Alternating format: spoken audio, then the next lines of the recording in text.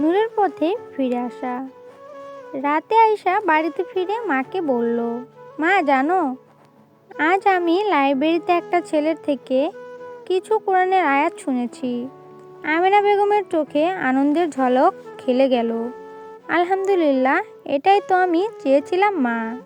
আয়েশা বলল, মা আমি এখনো কিছু বুঝিনি, তারপরেও কথাগুলো শুনতে আমার খুব ভালো লেগেছে। আমেনা বেগম মেয়ের মাথায় হাত রেখে বললেন, আল্লাহ যার জন্য নূরের দরজা খুলে দেন তাকে কেউ আর অন্ধকারে রাখতে পারে না। যাকে আল্লাহ পথ দেখান তাকে প্রকৃত পথ প্রাপ্ত বলা হয়। সূরা আল আনআম আয়াত ৮৮। হয়তো বহুদিন পর মায়ের সেই দোয়া আজ বলতে শুরু করেছে। রাত তখন গভীর, পৃথিবী এখনো নীরব ছায়ায় আচ্ছাদিত, কিন্তু আয়েশার মনে শান্তি নেই। ঘরে মৃদু আলো জ্বলছে, ঘরের জানালা দুইটা খোলা। বাইরে থেকে শহরের ঝলমলা আলো ঘরে প্রবেশ করছে, তবুও আয়েশার অন্তর যেন অন্ধকারে ডুবে আছে। আয়েশার কানে বারবার প্রতিধ্বনিত হচ্ছে রায়ানের বলা আয়াতটি, জেনে রেখো হৃদয়ের প্রশান্তি তো কেবল আল্লাহর স্মরণেই। সূরা রাত আয়াত ২৮। আয়েশা নিজেকে প্রশ্ন করল, আমি তো জীবনের সব পেয়েছি, খ্যাতি, অর্থ, সৌন্দর্য, অবাধ স্বাধীনতা, তবে কেন আমার মনটা এমন খালি? কেন এই শূন্যতা? এই প্রথমবার আয়েশা তার বাহ্যিক চাকচিক্যর নিচে লুকিয়ে থাকা আসল জীবনকে খুঁজতে ব্যস্ত। ঘুম না আসায় আয়েশা মায়ের ঘরের সামনে এসে দাঁড়ালো। আয়েশা ঘরের মৃদু আলোয় দেখলো মা এখনো জেগে আছেন।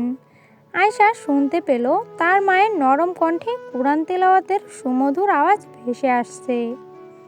হে মানুষ, তোমরা রবের দিকে ফিরে এসো, তোমরা তোমাদের প্রতিপালককে ভয় করো এবং তার রহমতের আশা রাখো। আয়াতটি শুনে আয়েশার বুক কেঁপে উঠল। তার কেন যেন মনে হলো এই আয়াতটি তার জন্যই অবতীর্ণ হয়েছে। আল্লাহ যেন সরাসরি তার সাথে কথা বলছেন, তার কাছে ফিরে আসার আহ্বান জানাচ্ছেন। আয়েশা চোখের কোণে পানি জমে উঠল। আয়েশা তার মাকে কিছু বলতে চাইল, কিন্তু বলতে পারল না। চুপচাপ নিজেকে গুটিয়ে ঘরে ফিরে এলো। বাইরে তখন ঝমঝম করে বৃষ্টি পড়ছে, ছাদের ধারে বৃষ্টির ফোঁটা গড়িয়ে পড়ছে নিচে, আর আয়েশার চোখ থেকে বৃষ্টির কণার মতো ফোঁটা ফোঁটা অশ্রু ঝরছে। হে আল্লাহ, তুমি কি সত্যি আমাকে ক্ষমা করবে? কথাটি বলতেই হঠাৎ এক তীব্র ভয় তাকে জাপটে ধরল। আমি এতদিন ধরে পাপ করেছি, আল্লাহ তুমি কি আমাকে এত সহজে ক্ষমা করবেন? ঠিক তখনই আয়েশার মনে পড়ে গেল রায়ানের বলা আয়াতটি, যা ছিল চরম এক আশার বাণী। তুমি জানো, কুরআনের আল্লাহ তাআলা বলেছেন, হে আমার বান্দারা, যারা নিজের ওপর অন্যায় করেছো, তোমরা আল্লাহর রহমত থেকে নিরাশ হইও না। নিশ্চয়ই মহান রব্বুল আলামিন সকল পাপ ক্ষমা করেন। এই আয়াত যেন পুরো ঘর এক স্নিগ্ধ আলোয় ভরিয়ে তুলল। আয়েশা এবার বুক চেপে ধরে হাউমাউ করে কাঁদতে লাগলো। সেই কান্নায় ছিল এতদিনকার জমানো অহংকার, ভয় ও অনুশোচনা।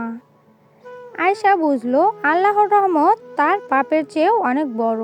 ভোরের দিকে আয়েশার ঘুম ভাঙল। বাইরে থেকে তখনও আজানের সুর ভেসে আসছে, হাইয়া আলাস সালাহ, নামাজের জন্য এসো। আয়েশার মন কেমন কাঁপতে লাগলো। আয়েশা চুপচাপ উঠে দাঁড়ালো। আয়নার সামনে গিয়ে তাকালো নিজের চোখে।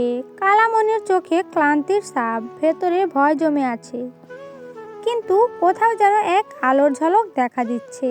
আয়েশা মৃদুস্বরে বলল, আমি চেষ্টা করব নামাজ পড়তে, চেষ্টা করবই আমি। আয়েশা অজু করে এসে যখন সিজদায় মাথা রাখলো, তখন তার চোখে উষ্ণ পানি আর ঠোঁটে এক ধরনের স্নিগ্ধ হাসি, সব মিলে এক অদ্ভুত প্রশান্তি নেমে এলো তার অন্তরে। আর সিজদা করো এবং তোমরা প্রতিপালকের নিকটেই ফিরে এসো।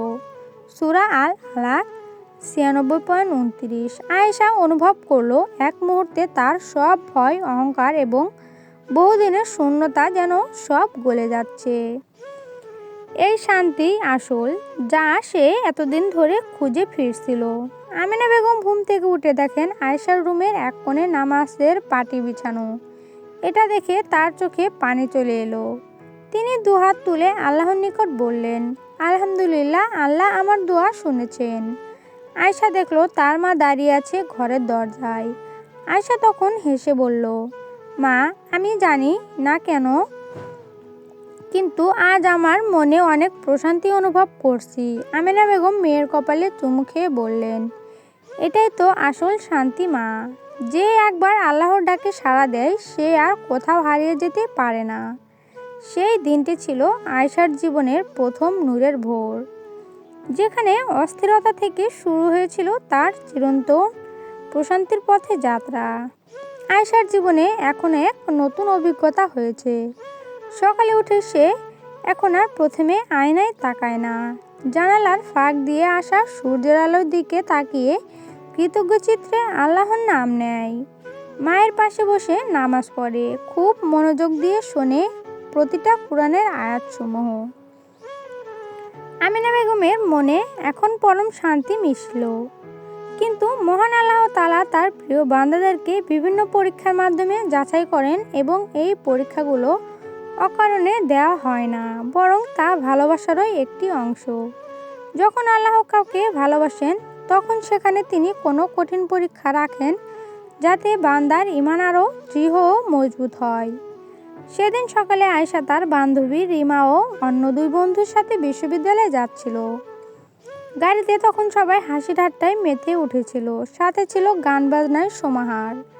আয়েশা নিচু স্বরে বলল, আজ গানটা বন্ধ রাখি না, আজ একটু চুপচাপ শান্ত হয়ে যাই আমরা। রিমা অবাক হয়ে আয়েশার দিকে তাকালো। কি রে আয়েশা, তুই তো আগে সবচেয়ে জোরে গান বাজাতি, তোর কি হয়েছে হঠাৎ? আয়েশা বলল, কিছু না। আয়েশার কথাগুলো তার বন্ধুরা হেসে উড়িয়ে দিল। কেউ বুঝলো না আয়েশার ভেতরে তখন এক ভিন্ন জগৎ তৈরি হচ্ছে, যেখানে বাইরে সে চাকচিক্যময় আলো, কোলাহল আর স্থান পাবে না। আগের রাতের বৃষ্টিতে রাস্তা ভিজেছিল পিচ্ছিল, গাড়িটা একটা মোড় অতিক্রম করছিল। ঠিক তখনই দ্রুত গতিতে আরেকটা গাড়ি হঠাৎ তাদের গাড়ির সামনে চলে আসলো। সবাই চিৎকার করে উঠল এবং সাথে সাথে বিকট এক শব্দ হলো। আয়েশা চোখ খুলে দেখলো গাড়ির কাঁচ ভেঙে গেছে আর তার পাশে রিমা নিস্তেজ হয়ে পড়ে রয়েছে। রিমার কপাল বেয়ে রক্ত গড়িয়ে পড়ছে। রিমা, রিমা, চোখ খোল! আয়েশা কাঁদতে লাগলো। চারপাশে মানুষের ভিড় জমে গেছে, কেউ তাড়াহুড়ো করে অ্যাম্বুলেন্স ডাকার কথা বলছে। আয়েশার মুখে তখন একটি আরতি, আল্লাহ দয়া করো, আল্লাহ ওকে বাঁচাও। চলবে? নেক্সট পার্টের জন্য কমেন্ট করবেন সবাই।